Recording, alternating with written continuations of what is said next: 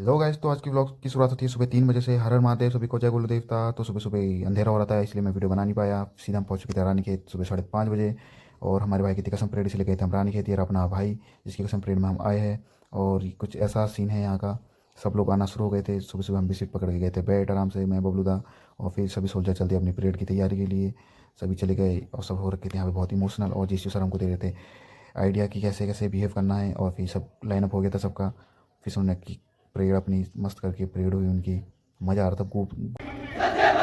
पालन करूंगा और भारत की स्थायी सेना में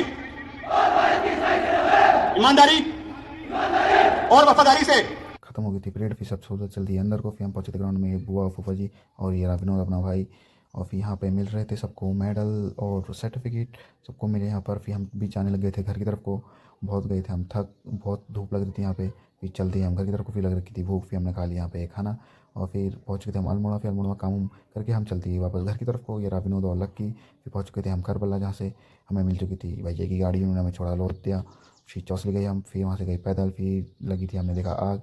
फिर हो चुकी थी हमें लेट घर पहुँचते पहुँचते। फिर हमारा फिर किया हमने अमर जी को नमस्ते, फिर किया बोझ को प्रणाम, फिर किया देवता जी को आज का समाप्त। बाय।